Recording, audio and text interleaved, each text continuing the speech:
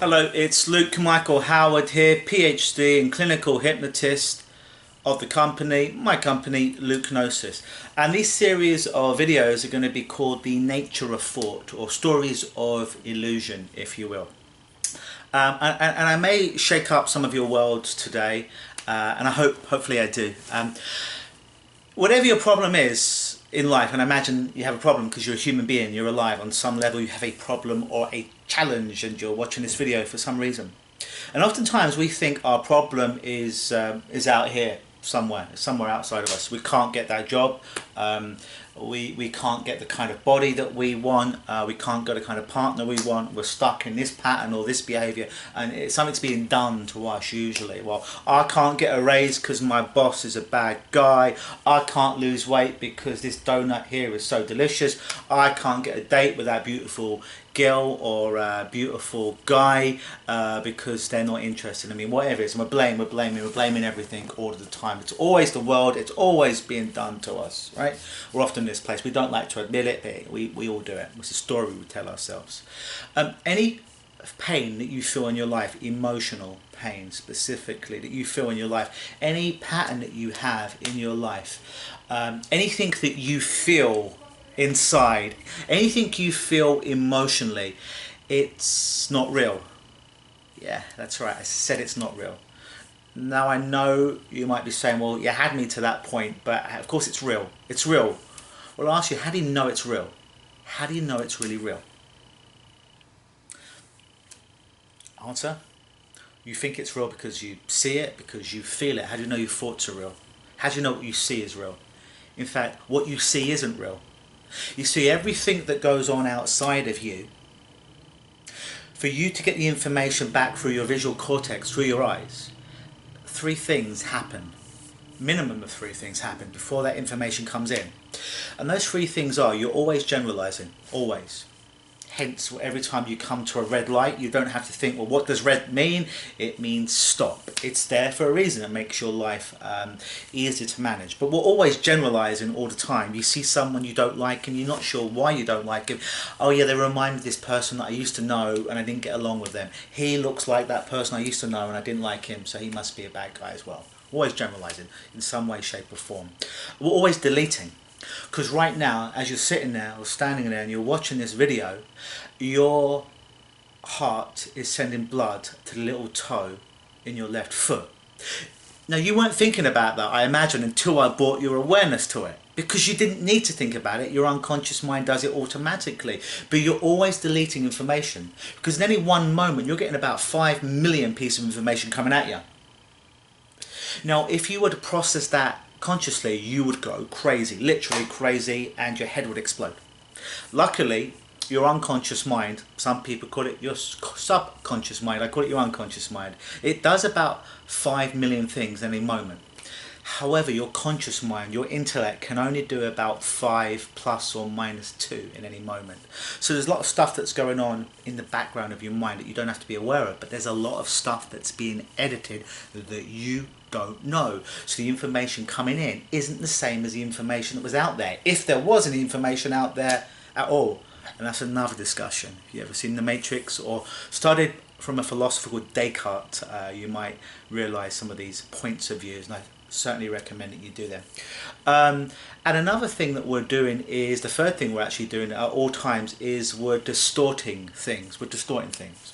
An example of this is you look in the mirror and you see yourself and you think you look very fat and unattractive, and you think you're fatter than you are. And someone around you says you look good, but to you, you don't look good. Another example of this, I work with a lot of anorexics that are tiny, that are less than 90 pounds. When they look in the mirror, they see somebody who is fat. They really, in their mind, they see it.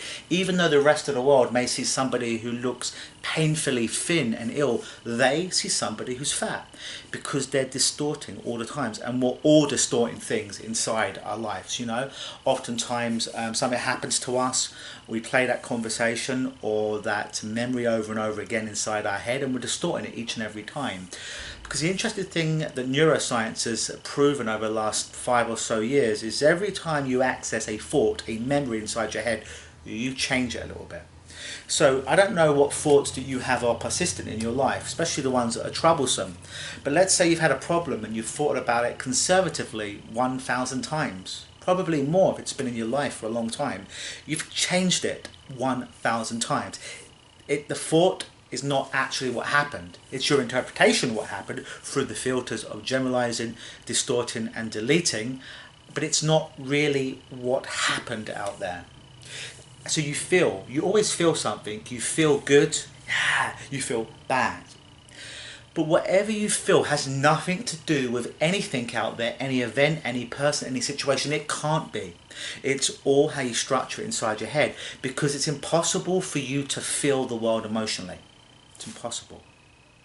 What you can feel, what you do feel, what I do feel, is I feel my thinking. If I'm having some bad quality thoughts, I can feel really bad. If I'm having some high quality thoughts, I can feel really good. But I can only ever feel my thinking. So can you. You can only ever feel your thinking. I'll give an example. Feel something now. Feel something now. Actually, inside an emotion. Go ahead, do it. Take a few moments. Pause the video if you have to. Alright, you got something? Yeah. That thing that you're feeling and the emotion right now, if you've done the exercise, it ain't the real world. It's your thinking. Because even if the thing that you're thinking of now happened 5 seconds ago and it's finished, it happened 5 seconds ago and it's finished. Your interpretation now is your memory of it. It's not real. You're only feeling your thinking. So what I teach a lot of my clients to do is, if you're having some bad thoughts, you're feeling bad, you're feeling angry, you're feeling down, you're feeling sad, you're feeling anxious, you're feeling unsure, that's the telltale sign that unconsciously, most likely, you're doing some bad quality thinking. So when you start to change the thinking inside your head, and sometimes if you're doing this alone, you may have to do it consciously a little bit. If you work with a hypnotist, we can help you do it unconsciously a lot quicker. But yeah, the very fact that you're feeling something, bad or good, is a telltale sign that you're doing some good quality thinking, if they're good feelings, bad quality thinking if it's bad thoughts. So that's a telltale sign to fix something. It's not real. It's not real. None of it. None of it's real. And why that's amazing to know, if none of it's real, that means that you have complete control to do whatever you want here to make your life exactly how you want. Because as a man thinketh, as the book was written, I believe that was by Viktor Frankl, as a man thinketh, or as a woman thinketh, if you want to change it, not to be sexist. That's how you start to change things in your life, because none of it's real.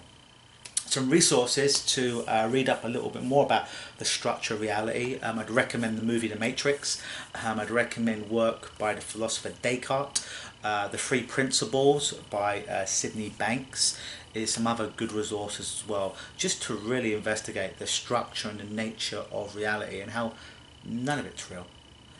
Which means as soon as you realise that none of it's real, and as soon as you realise you feel a certain way, you can always change your thinking to change your feeling. I've been Luke Michael Howard, Ph.D. clinical hypnotist. This has been Hypnosis. Always believe.